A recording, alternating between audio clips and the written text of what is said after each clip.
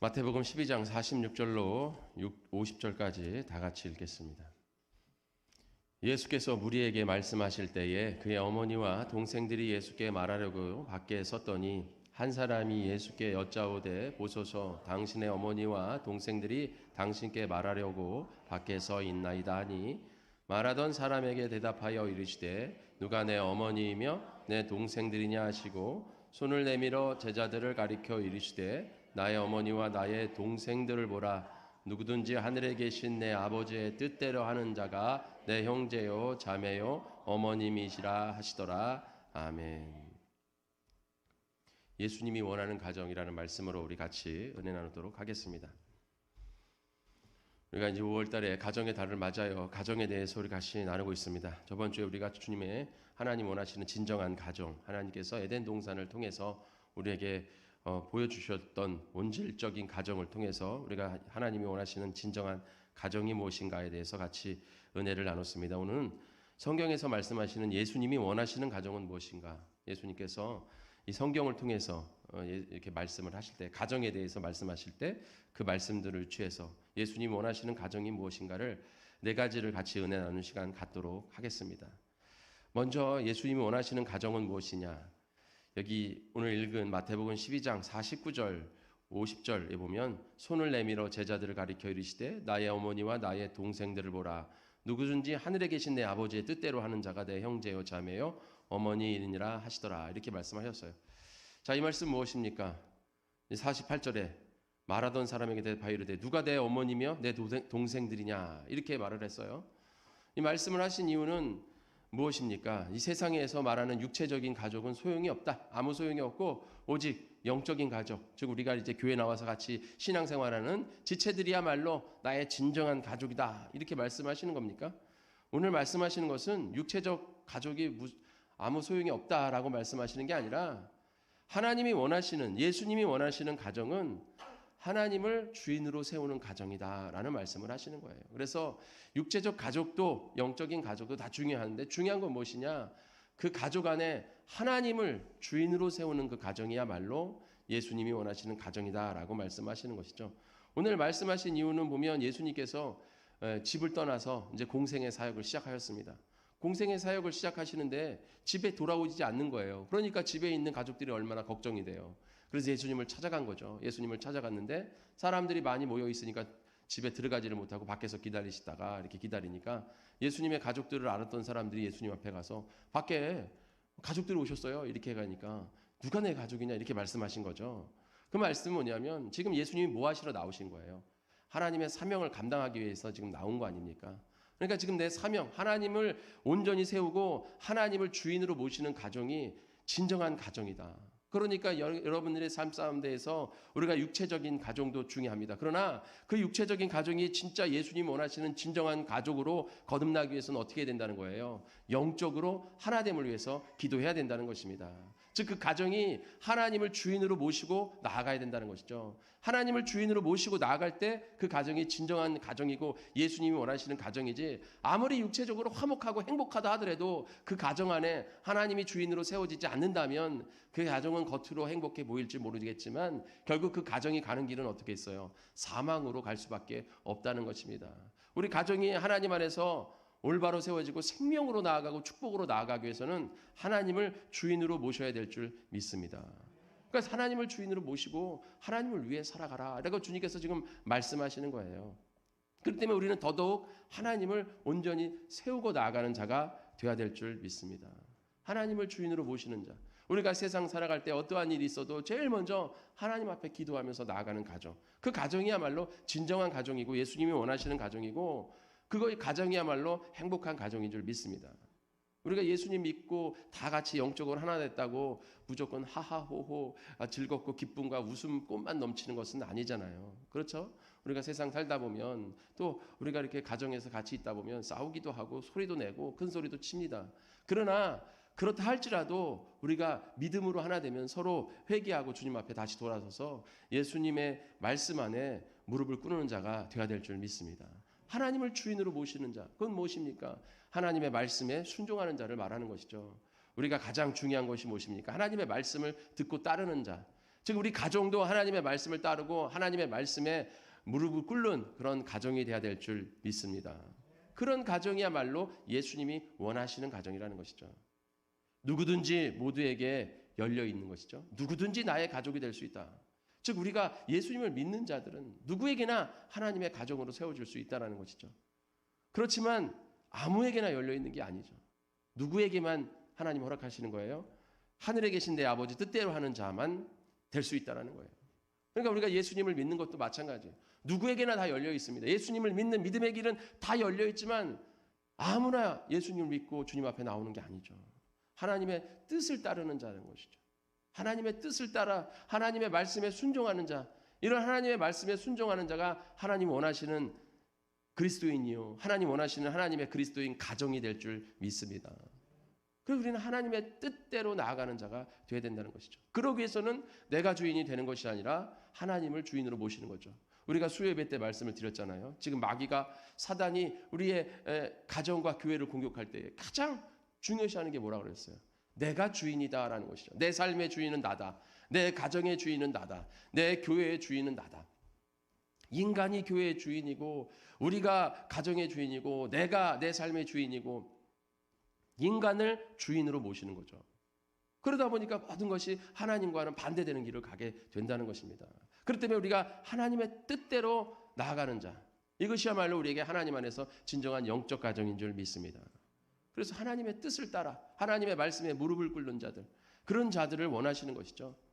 우리 모든 가정이 하나님이, 예수님이 진정한 가족이 되기 위해서는 육체적으로 행복한 가정을 이루는 것도 중요하지만 영적으로도 예수님 안에서 하나 되는 말씀의 자정 되시기를 축원합니다. 그렇게 나아갈 때 예수님이 원하시는 가정이 될 수 있는 거예요. 두 번째로 무엇입니까? 창조적 질서와 예수님의 사랑으로 사랑하는 가정이다. 하나님의 사랑으로 하나 되는 가정. 이것이야말로 진정한 가정이라는 것이죠.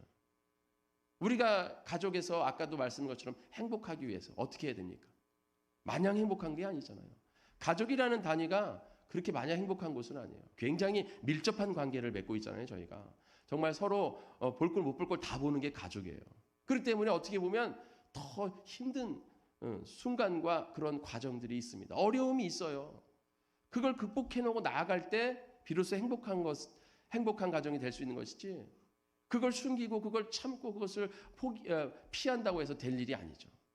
그러기 위해서는 어떻게 해야 됩니까? 그러기 위해서는 하나님의 사랑이 있어야 된다는 것입니다. 하나님의 사랑으로만 우리가 나아갈 수 있어요. 인간의 사랑으로 나아가다 보니까 어떻게 되는 거예요? 안 맞는 거예요. 그러니까 말씀드린 대로 제일 이혼하는데 가장 문제되는 게 성격 차이라고 그러잖아요. 그리고 아까 말씀드린 것처럼 인간적인 사랑으로 결혼을 했어요. 인간적인 사랑으로 가족이 똘똘 뭉쳤어요. 그럼 내가 사랑해서 만났는데 지금 내가 사랑하지 않아. 그럼 어떻게 되는 거예요? 그럼 헤어져야 되는 거 아니에요? 내가 사랑하는데 지금 사랑하지 않는다는 거예요. 인간적으로는 그럴 수 있어요. 인간적으로는. 그러나 하나님의 사랑은 그런 사랑이 아니죠. 인간적인 사랑은 무엇입니까? 기브 앤 테이크예요. 그래서 내가 주는 만큼 받으려고 하는 거예요. 여러분 모든 가족이 다 그렇잖아요. 무조건적인 사랑이라는 게 쉽지 않습니다. 그래서 가정에서도 불화가 일어나는 이유가 뭡니까? 내가 이만큼 베풀었는데 그쪽에서 나에게 기대한 만큼, 내가 소망하는 만큼 해주질 않아. 그러니까 실망하는 거예요. 그러니까 실망하고 그게 쌓이다 보면 서로 싸움이 되는 거예요. 나는 너를 위해서 이렇게 해주는데 너는 나를 위해서 뭘 해주니? 이렇게 되는 거죠. 그렇게 따지면 이제 힘들어지는 거예요. 그래서 우리가 인간적인 사랑으로 가족을 이뤄나갈 수 없습니다. 말씀드렸잖아요. 가정을 이루는 바탕은 뭐예요? 헌신과 희생이라고.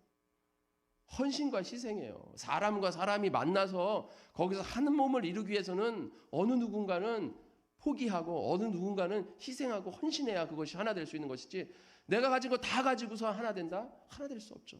하나도 양보를 안 하는데 어떻게 그게 하나 될 수가 있습니까? 그러나 우리가 양보하고 희생하고 헌신할 수 있는 것은 바로 예수님의 사랑이 우리 안에 있을 때 그렇게 할 수 있는 줄 믿습니다. 이건 인간적인 사랑으로 할 수 있는 부분이 아니에요. 그렇기 때문에 우리가 하나님 안에서 예수님의 사랑으로 사랑하기 위해서는 기도해야 된다는 거죠. 기도 없이는 그를 사랑할 수가 없어요. 난 너를 사랑해서 너와 함께 했는데 지금은 너를 사랑하지 않아.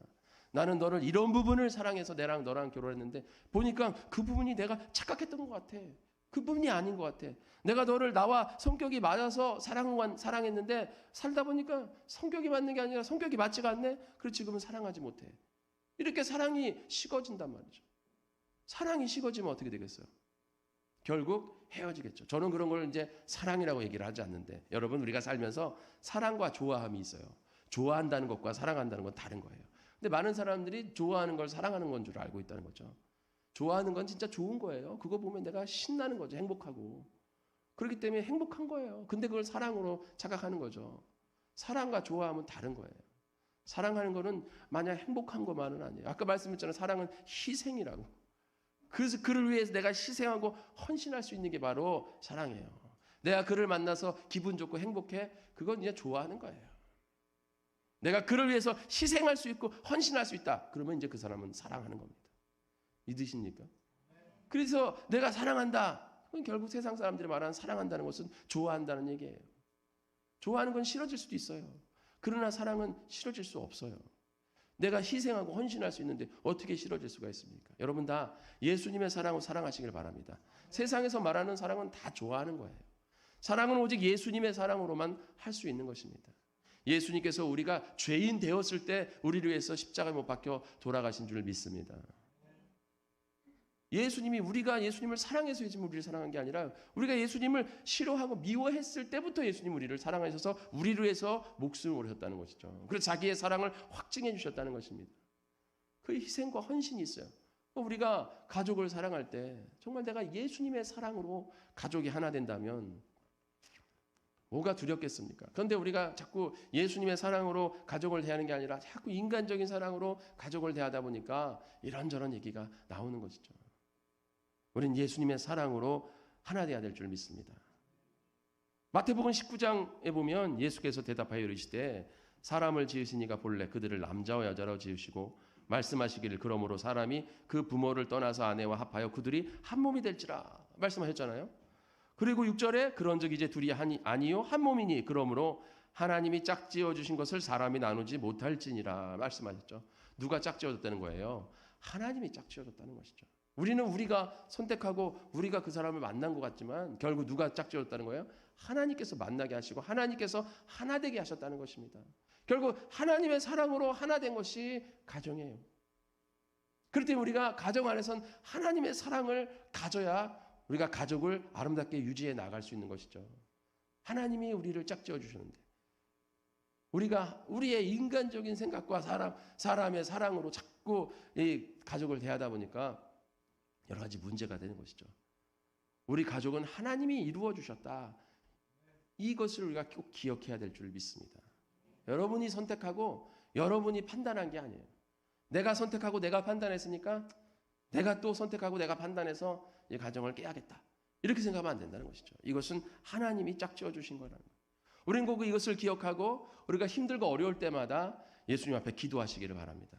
우리가 기도해야 가정을 나아갈 수 있는 것이에요. 그리고 아까 말씀 것처럼 창조적 질서가 세워진 가정이 예수님 원하시는 가정이라는 것이죠. 예수님의 사랑으로 창조적 질서가 세워져야 되는 거예요. 남자와 여자를 만드셨다. 본래 그들을 남자와 여자로 원래 하나님은 원래 남자와 여자를 만드셨지 남자, 여자, 제3의 성 이렇게 만든 적이 없으시다고 예수님이 못 박아 말씀하십니다. 마태복음 19장 4절에. 근데 자꾸 이 세상을 자꾸 이 창조적 질서를 파괴한단 말이에요. 그러니까 남자, 여자 이런 가정을 막 만든단 말이에요. 이거 누가의 가정이에요? 사단의 가정입니다. 이거 확실히 아셔야 됩니다. 여러분 이게 사랑처럼 보여요? 아름답게 보여요? 저 사람들 얼마나 사랑이 저렇게 대단하면 남자끼리 결혼하고 여자끼리 저렇게 사랑할까? 참 애틋하다 이렇게 생각하십니까? 정신을 차려야 됩니다. 이거 절대 그런 생각을 하시면 안 돼요. 이거는 사단이 우리에게 그렇게 가져다 주는 거예요. 하나님께서 만들어 놓으신 것을 반대로 하는 것이 바로 불순종이에요. 아담과 하와가 왜 불순종해서 죄를 졌습니까? 선악을 알게 하는 나무 그거 하나 따먹은 거예요. 아유 그게 뭐 이렇게 대단한 거라고 그거 하나 따먹었다고 하나님 너무 야박한 거 아니에요? 그게 아니죠. 하나님의 말씀에 불순종했다는 게 중요한 거지. 그거 하나 따먹고 안 따먹고의 문제가 아니에요. 거기다가 하나님의 말씀은 불순종하면서 마귀의 말을 들었다는 거예요. 마귀에게 순종했다는 거예요. 그래서 그게 큰 범죄입니다. 오늘 창조적 질서 속에서 가정이 하나님이 남자 여자 아름답게 하나를 만들었는데 지금 이 세상엔 사단이 공격해서 사단이 이 가정을 역행적인 잘못된 역기능의 가정들을 자꾸 만들어내는 것이죠. 그건 누굽니까? 사단이 만드는 거예요. 우리 눈에 인간의 눈에 아무리 아름다워 보여도 인간의 사랑으로 만들어진 게 아니라고 그랬잖아요. 하나님의 사랑으로 만들어진 거잖아요. 그럼 하나님의 창조적인 질서가 세워진 사랑, 그 사랑으로 하나 되는 것이 가장 아름다운 가정이고 예수님이 원하시는 가정인 줄 믿으시기를 바랍니다. 이 세상 가운데 동성애나 이런 것으로 인해서 잘못된 그런 가정들이 파생되는 거, 그거 바라보면서 우리가 좋게 보면 안 돼요. 그건 정말 아무리 그들이 좋은 마음으로 하나 된다 하더라도 그것은 범죄이고 그들이 잘못된 저 사망의 길로 걸어가는 것입니다. 마귀에게 끌려가는 거예요. 그 가정은 마귀가 지배하는 가정이 되는 거예요. 여러분, 우리 가정이 하나님의 지배, 첫 번째가 뭐였죠? 하나님이 주인 되신 가정입니다. 그 말씀에 바로 서야 될 줄 믿습니다. 특별히 오늘 여기 이제 청년들도 많이 나오셨는데요. 이 남자 여자가 부모를 떠나 아내와 합하여 그들이 한 몸이 될지라. 이 5절의 말씀이죠. 19장 5절에 마태복음 19장 5절의 말씀, 창세기 2장의 말씀이죠. 그 말씀에 보면 여러분 이 여자와 남자가 부모를 떠나 합해서 한 몸을 이뤄요. 한 육체가 됩니다. 이것이 바로 이 성경에서 말하는 결혼관이에요. 결혼관. 결혼이라는 무엇이냐? 이 세상에서 이 관념에서 이 관념, 우리나라 관념이나 풍습에서 말하는 결혼은 뭐냐요? 결혼식을 하면 결혼을 한 사람이에요. 부부가 되는 거예요. 그죠? 결혼식을 올려야 결혼이 되는 거예요. 그건 우리의 어떤 풍습이죠. 관념이에요. 관습이고. 법적인 결혼은 뭡니까? 둘이 결혼했어도 가서 결혼신고를 동사무소에서 안 하면 아직 결혼한 사람이 아니에요. 그냥 우리 관념 속에서 우리 이 통념 속에서 그냥 결혼한 사람이지 법적으로는 결혼한 사람이 아닙니다. 그 사람들은 이혼해도 그냥 이혼하는 거예요. 요즘 결혼신고를 안 한다잖아요. 젊은 부부들이 결혼하고도. 결혼신고를 안 한대요. 언제든지 헤어질 수 있으니까 자기 그 기록을 남기지 않으려고 결혼신고를 계속 미룬대요. 그게 무슨 사랑이고 그게 무슨 가정입니까? 이게 하나님 원하시는 가정이에요? 절대 희생과 헌신하지 않겠다. 네가 조금만 나한테 해를 끼치거나 틈만 보이면 나는 너를 그냥 바로 버리겠다. 이게 무슨 가정입니까? 이게. 그래서 신고를 안 해요. 그 법적인 관계가 안 되는 거죠. 그러나 우리가 영적인 가정은 말이죠. 오늘 뭐예요? 첫날 밤을 보내면 그게 하나님 안에서 진정으로 영적인 가정이 되는 거예요. 이 말씀이 무슨 뜻이냐면 우리가 교회 기독교 윤리에서 혼전 순결을 강조를 해요. 그래서 결혼 전에는 성관계를 해서는 안 된다. 이 얘기를 많이 강조합니다. 교회에서도 많이 강조해요. 그러나 우리가 성경적으로 봤을 때는 그게 그렇게 성경적인 얘기가 아니에요. 혼전 순결이라는 것은 결혼을 결혼식이나 또는 법적인 신고회로 보는 거예요. 지금 우린 그리스도인입니다. 우리가 세상의 그런 어떤 효력을 가지고 우리의 결혼을 판단하지 않아요. 우리 그리스도인들은 결혼을 뭐라고요? 하나님 안에서 남자와 여자가 합한 그 순간이 진정으로 결혼한 순간이 되는 거예요. 그래서 부부와의 성관계는 굉장히 아름다운 거예요. 하나님 안에서. 그래서 여러분들이 남자와 여자가 하룻밤을 보냈다. 그러면 그 사람들이 결혼을 하던 말던 가서 혼인신고를 동사무소 가서 하던 말던 그 사람 뭐가 된 거예요? 하나님 앞에서. 부부가 된 거예요. 굉장히 이게 무서운 얘기예요. 그래서 우리 젊은 세대, 특별히 아무나 술 마시고 요즘 영화나 드라마에 보면 막 주인공들이 술을 진탕으로 마시고 정신 못 차려가지고 여관이나 호텔 가서 아침에 일어났는데 둘이 빨개 벗고 일어나가지고 서로 이렇게 민방에서 도망가면서 이제 서로 없었던 거로 하자고 이렇게 그건 술 먹고 실수한 거라고 이렇게 얘기를 하는데 그렇게 실수를 했던 말했던 간에 그 사람들은 뭐가 된 거예요? 하나님 안에서 부부가 된 거예요.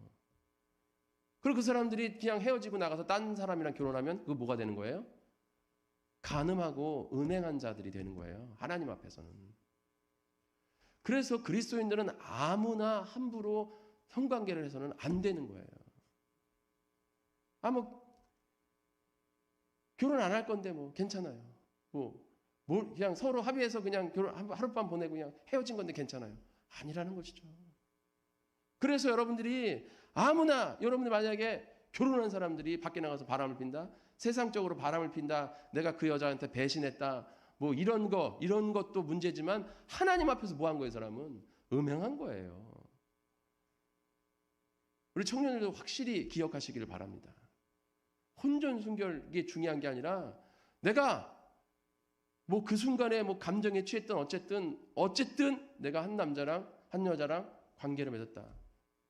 그러면 평생 가야 돼, 그 관계를. 그 관계는 그냥 평생 가야 되는 거야. 그러니까 함부로 해서는 안 되는 거죠. 이건 함부로 이루어지는 게 아니에요. 정말 내가 이 사람과 하나님 안에서 합하여 한 몸을 이룰 사람인가? 아까 말했잖아요. 내가 이 사람을 위해서 희생하고 헌신할 수 있는가? 이런 관계여야 된다는 것입니다. 그러니까 이 부부관계라는 것은 굉장히 중요한 거예요. 그래서 여러분들이 이 윤리, 이 성경적 윤리를 꼭 기억해야 될 줄 믿습니다. 많은 사람들이 성경적 윤리에서 혼전순결 굉장히 강조하는데요. 혼전순결 강조해야죠. 저희도 강조합니다. 그러나 그거보다 더 확실한 게 바로 여기 성경에 기록된 거예요. 여러분들이 정말 이 창조적인 질서, 남자 여자 하나됨, 이것이 어떤 의미인지 여러분들이 꼭 기억해야 될 줄 믿습니다. 세 번째로 예수님은 자녀를 원하십니다.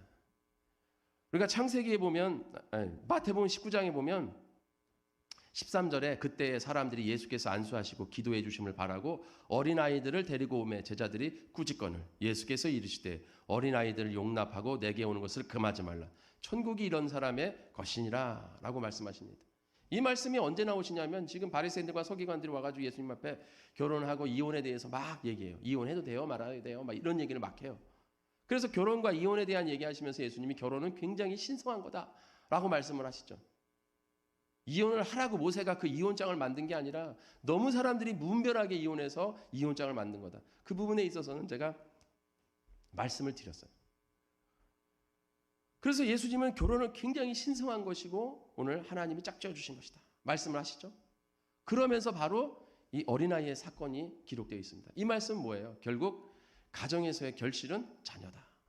자녀는 하나님의 불행이 아니라 축복이고 은혜다라는 말씀인 것입니다. 이 세상은 자녀를 뭐로 말해요? 불행이다. 자녀를 많이 가지면 불행해진다. 힘들어진다. 어려워진다. 이렇게 말하고 있습니다. 그러나 성경에서 자녀는 뭐예요? 축복이다. 축복이다. 하나님이 우리에게 주신 귀한 열매이고 은혜이다. 이렇게 말씀하고 있습니다. 그런데 자꾸 세상에서 마귀가 사단이 우리에게 뭐라고 기억하게 합니까? 자녀 많이 나면 힘들어지고 불행해진다. 내 삶이 없어진다. 이렇게 자꾸 말한단 말이에요. 그렇지 않다는 것이죠. 여러분 자녀는 하나님의 귀한 열매이고 예수님도 자녀를 굉장히 귀하게 여기셨다. 나에게 오는 것을 용납하라. 나에게 오는 것을 금하지 말라. 이렇게 말씀하시는 거죠. 우리가 하나님 안에서 이 자녀는 하나님의 귀한 열매임을 여러분 꼭 인식하시기를 축원합니다. 그렇다고 해서 자녀를 보면 항상 기쁜 것은 아니잖아요. 짜증도 나고 아유 내가 왜 너를 낳았어. 내가 너 때문에 얼마나 머리가 아프고 정신 괴롭고 그냥 아유 없었으면 낫지 않았을까라는 생각이 나도 모르게 문득 들 때가 있잖아요. 회개하시기를 축원합니다. 회개해야죠. 회개해야 돼요. 그 뭐 어쨌든 그거는 뭐 내 마음과 상관없이 그런 생각이 막 들어요. 어느 순간 막 불뚝불뚝 들고 막 이럽니다. 그래도 하나님이 주신 은혜이고 축복이라는 것을 꼭 기억하시기 바랍니다. 그러니까 힘들 때 키울 때 힘들고 어려울 수 있어요. 그거 당연한 거예요. 자녀 키우는데 기쁘고 즐겁다. 항상 기쁘고 즐겁고 막 해피하다. 이런 말을 해드리는 게 아닙니다. 자녀 키울 때 힘들고 어려움이 있어요. 그러나 그 어려움과 힘듦을 통해서 우리도 성장하고 자녀도 성장하고 그 안에서 하나님의 사랑들을 깨달아 나아가는 것이죠. 예수님께서 누가복음 15장에 보면 자녀가 아버지가 자녀를 어떻게 사랑하는지 보여주시잖아요. 탕자에 비해 보세요. 거기 탕자가 아버지의 재산 다 가지고 나가가지고 허랑방탕에 다 쓰고 그냥 그러고선 돌아옵니다. 아버지가 어떻게 합니까? 탕자를 껴안아줘요. 우리가 그것을 보면서 야 아버지가 참 사랑이 많으시다 얘기하지만 여러분이 같았으면 어땠겠어요? 돌아오기만 해봐라 이놈 새끼 아주 다리 몽둥이 부러뜨려 버린다면서 머리를 빡빡 깎아서 어디다 지금 그러면 큰일 나죠. 지금 그러면 난리 나요. 제가 수요일 날 사단이 원하는 가정에 대해서 같이 나누려고 하는데요. 여러분 요즘 폭력은 어떤 것에서 정당화될 수 없다라고 얘기를 해요. 부모가 자녀를 때리는 게 폭력이에요? 그건 사단이 준 생각입니다. 부모가 자녀를 때릴 수 있어요. 때린다라는 게 이제 뭐 막 자기 성질대로 막 때린다 이런 얘기가 아니라 어떻게 해요? 징계할 수 있다는 게 징계할 수 있다. 매로 징계할 수 있다라는 것이지. 지금 그것은 이 세상이 자녀를 못 건드리게 해가지고 아이들이 삐뚤게 나가끔 만들려고 하는 사단의 계략이에요. 자녀가 잘못하면 혼내야죠. 그거 그냥 놔둔다고 되는 일이 아닙니다. 혼내고 때리고 해야 돼요. 아이가 클 동안은. 그것은 부모에게 맡겨준 하나님의 그것은 그 사명이에요, 사명. 잠언서에도 말씀하고 있잖아요. 그건 뭐 저희 수요예배 때 말씀을 드릴 거고, 어쨌든 이 우리가 그것을 바라보면서 아름다운 이야기다라고 생각하는 이유는 이 탕자에 대한 이야기가 다 나와 있기 때문에 그래요. 그 탕자가 나아가서 막 일하다가 다 허랑방 다 해먹고 그 다음에 어디까지 갑니까? 돼지 치는 거 우리에 가서 돼지 열매를 밥을 같이 먹으면서 거기까지 추락한 모습을 우리가 봤잖아요, 그죠? 그 성경을 통해. 그리고 거기서 무슨 결단을 합니까?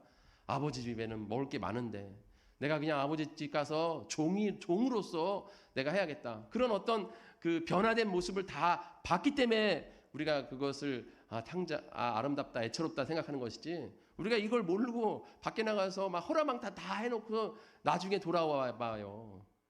그 큰 형이 아니 쟤는 뭔데 아버지 잔치해 주는 거예요. 그 마음이 우리도 불쑥 들죠. 왜 안 들겠어요? 쟤는 뭔데?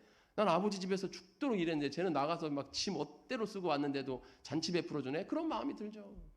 그러나 오늘 예수님은 어떻게 하라는 거예요? 무조건적으로 사랑하라 이렇게 말씀하시잖아요. 그게 쉽지 않죠. 그러나 우리는 사랑하는 마음을 가져야 될 줄 믿습니다. 그렇다고 다 용서해주고 그냥 해내는 것은 아니에요. 아까 말씀 것처럼 자녀가 옳은 길로 가도록 징계하고 책망하는 것, 그것도 부모의 할 일이죠. 그러나 어쨌든 자녀를 사랑함에 있어서 이와 같이 다 용서할 수 있는 그런 무조건적인 사랑을 가져라. 그 자녀에 대한 예수님의 마음입니다. 우리는 자녀를 귀히 여겨야 될 줄을 믿습니다. 그 자녀들을 위해서 자녀들을 사랑하는 마음을 가져야 되는 것이죠. 그리고 그 자녀들을 잘 하나님 안에서 키워내 나가는 거예요. 특별히 그리스도의 자녀들은 영적인 자녀 아닙니까? 영적인 자녀로서 올바로 세워져야 그 자녀가 아름답게 서는 것. 그것이 하나님 우리에게 주신 참 귀한 사명이고 사역입니다. 여러분 평생 한 명도 전도 못하셨습니까? 자녀만 열심히 키우세요. 그것만으로도 하나님 앞에 큰 열매가 있는 줄 믿으시기를 축원합니다. 또한 자녀가 내 말을 듣지 않습니까? 내 말 안 들어요 원래. 여러분 말 듣는 거 아니에요. 자녀. 하나님의 말씀을 듣도록 하세요. 그래서 자녀를 위해서 기도하시기를 축원합니다. 기도는 이길 자가 없어요. 우리가 자녀를 위해서 기도하면 사단도 자녀를 건드릴 수 없을 줄 믿습니다. 그래서 우리가 가족을 위해서 기도하는 거예요. 이것이 바로 하나님께서 우리 자녀에게 주신 하나님의 은혜인 것이고 또 자녀는 우리 가정에게 주신 하나님의 은혜이고 축복인 줄 믿습니다. 이렇게 세워나가는 아름다운 가정이 되어야 되는 것이죠. 마지막으로 예수님 원하시는 가정은 복음을 위하는 가정입니다. 그 가정에 복음화가 돼야 돼요. 또 그 가정이 복음화가 되어서 주위에 또 이웃에 또 친지들의 하나님의 가정 복음을 증거하고 전해야 될 줄 믿습니다. 마태복음 10장 35절 36절에 보면 내가 온 것은 사람이 그 아버지와 딸이 어머니와 며느리가 시어머니와 불화하게 하려 함이니 사람의 원수가 자기 집안 식구니라 라고 말씀하고 있습니다. 내가 온 것은 너에게 평화를 주러 온 것이 아니라 검을 주러 왔다 이렇게 말씀하시는 것이죠. 이게 무슨 말씀이에요? 가족들과 불화하라 이런 말씀입니까? 아니죠. 무슨 뜻입니까? 복음을 위해서는 그 무엇보다도 복음이 가장 중요한 것이다. 복음 전도가 가장 중요한 것이다라고 말씀하는 거예요. 가족들 중요하죠. 그러나 그 가족보다도 먼저 중요한 것이 무엇이냐? 바로 예수님을 믿는 믿음이라는 거예요. 믿음이 바로 세워진 후에 가족이 중요한 거예요. 근데 믿음도 버리고 가족만 바라보면 올바로 세워질 수가 없어요. 여러분도 아시겠지만 우리 교회 어떤 청년이 그런 얘기를 한 적이 있어요. 여러분 잘 아는 청년이에요. 그 청년이 예전에 저한테 와가지고 그러더라고요. 제가 한 1년 정도 교회를 못 나올 수가 있어요, 목사님. 왜 그러냐 하니까 아버지랑 싸웠는데 아버지를 진정시키고 그 다음에 나와야 될 것 같아요. 제가 아버지랑 싸우다가는 아버지가 큰일 날 것 같아요.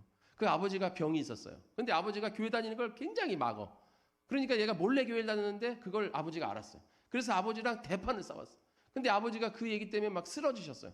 병이 이게 좀 도져가지고 병이 원래 안 좋아 몸이 안 좋아 병 때문에 지병이 있으셔가지고 그래서 쓰러지셨어요. 그러니까는 그 아들로서는 야 이거 내가 계속 교회 다니다가는 계속 싸우다가는 아버지가 쓰러져가지고 나중엔 큰일이 날 수도 있겠구나 이런 겁이 날 거 아닙니까?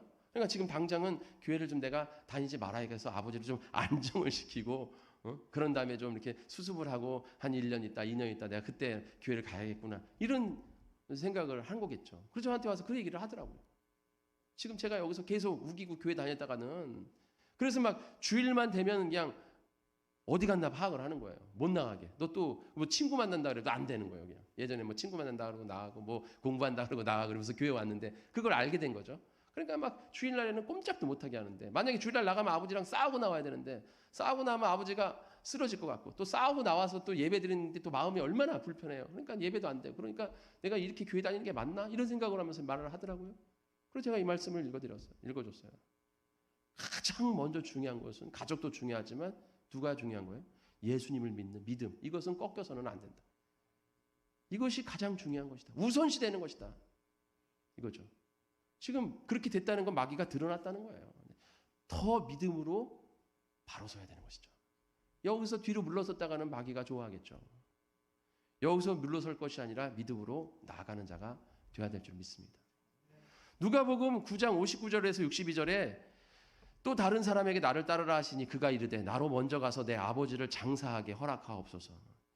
어떤 제자에게 나를 따르라 했더니 그 제자가 예수님 제가 아버지가 돌아가셨으니까 가서 아버지 장례를 치르고 오도록 도와주십시오 했더니 예수님이 60절에 뭐라고 말씀하시냐면 이르시되 죽은 자들로 자기의 죽은 자들을 장사하게 하고 너는 가서 하나님의 나라를 전파하라 하시고 그것은 그 사람들끼리 하라고 너는 나아가서 하나님의 나라 복음 전도에 힘써라 이렇게 말합니다.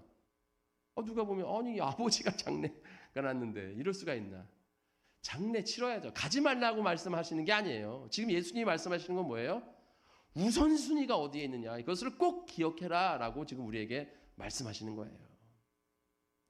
어떤 것도 우선시 될 수 없다. 유대인들에게 가족 장례는 제일 최우선되는 것입니다. 그 어떤 것보다도 제일 우선시 되는 거예요. 우리도 그렇잖아요. 우리도 그렇잖아요. 아버지 장례가 났는데 그거 뭐보다 어떤 것보다 중요하죠. 다 열애될 수 있어요. 그러나 그럼에도 불구하고 복음 전도가 먼저다 이거예요. 그러니까 이 세상에서 가장 우선시 되는 것이 바로 복음화다예요. 복음화. 그래서 예수님이 원하시는 가정은 바로 뭐예요? 복음이다. 가족의 복음화. 여러분 이것을 놓고 기도하시기를 축원합니다. 하나님을 주인으로 모시는 가정과 같은 맥락인데요. 우리가 이것을 복음 전도는 이 복음화를 위해서 좀 더 적극적인 그런 의미가 있는 거예요. 적극적으로. 복음화를 위해서 열심으로 기도하고 우리 교회가 우리 가정이 복음화가 됐으면 주위의 가정을 위해서 복음화를 위해서 전도하고 이러한 가정이 되어야 될 줄 믿습니다. 그렇게 나가야 되는 거예요. 61절에 또 다른 사람이 이르되 주여 내가 주를 따르겠나이다마는 나로 먼저 내 가족을 작별하게 허락하소서. 또 다른 제자한테 따르라 했더니 제가 따르겠습니다. 그런데 가서 작별 인사하고 오겠습니다. 그랬더니 예수님께서 62절에 예수께서 이르시되 손에 쟁기를 잡고 뒤를 돌아보는 자는 하나님 나라에 합당하지 아니하니라. 손에 쟁기를 잡고 가려면 어디를 봐야 돼요? 앞을 봐야 되잖아요. 그래야 고랑을 내잖아요, 밭에. 근데 고랑을 내야 되는데 뒤를 보고서 쟁기질을 하면 고랑이 제대로 나겠습니까? 이상하게 삐뚤빼뚤하거나 나가지를 못하죠. 그러니까 목적이 어디 있느냐? 너의 목적이 어디 있느냐? 목적을 분명히 해라 이거죠. 가서 작별 인사를 하겠습니다. 이 마음은 그 가족에게 있는 거예요. 그래서 작별 인사하다가 그 가족들이 발목 잡고 하면 안 돼 하면은 주저앉을 사람인 거예요. 그러니까 예수님이 그 말씀하신 거예요. 확실한 목적을 하자라. 여러분 이 복음화는 우리 가정의 확실한 주님의 사명인 줄 믿습니다. 사람마다 교회마다 하나님의 사명이 있어요. 마찬가지로 가족에도 사명이 있습니다. 뭡니까? 바로 그 무엇보다도 가장 우선시되는 사명이 복음화예요. 복음화. 가족의 복음화. 또 나아가 주위의 복음화를 위해 이 가족이 힘써야 될 줄 믿습니다. 어떤 어려움과 힘듦이 있고 뼈를 깎는 고통이 있어도 여러분이 가족 복음화를 위해서 예수님을 믿는 믿음을 뒤로 물러서는 후퇴해서는 안 될 줄 믿습니다. 그것은 마귀가 마지막 공격을 하는 거예요. 여러분 아주 힘든 순간이 있습니까? 내가 예수님을 믿는 믿음을 지켜야 되는데 가족 안에서 너무 힘든 순간이 있어요? 그럼 마귀가 마지막 발악을 하는 거예요. 거기서 여러분 힘을 잃지 마시고 더 박차를 가해 기도하시기를 바랍니다. 그 나머지는 다 하나님이 책임져 주세요. 그러면 마귀가 떠나갈 줄 믿습니다. 그리고 그 가족을 구원할 수 있는 길이 열려요. 기도했더니 목사님 상황이 더 악화가 돼가지고 지금 가족이 난리가 났어요. 이거 어떻게 책임지실 거예요? 책임은 하나님이 지십니다. 그런 어떠한 악한 상황, 악상황, 정말 우리가 피해하고 싶었던 그 상황이 일어날다 할지라도 내가 기도하면 일어나는 일이라면 그것이 하나님의 뜻이에요. 그걸 통해서 하나님의 놀라운 역사가 일어나는 것을 경험하시기를 축원합니다. 하나님은 역사하세요. 그래서 우리는 절대로 이 믿음을 잃어버려서는 안 되고 더 믿음으로 가족을 위해 나아가는 자녀가 되어야 될 줄 믿습니다.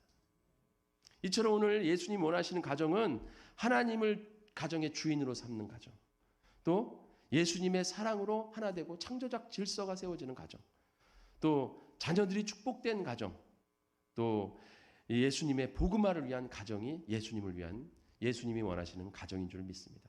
우리 복된 성원교회 성도님들 모두 이 가정이 되기 위해 예수님이 원하시는 가정이 되기 위해 더 열심히 힘쓰시고 충성하시고 이것은 내 힘으로 될 수 있는 것이 아니라 아까 말씀한 것처럼 성령의 도우심으로 할 수 있는 거예요. 더욱더 성령 앞에 기도하며 열심으로 나아가시는 우리 복된 성원교회 성도님들 되시기를 축원드립니다. 다 같이 기도하겠습니다.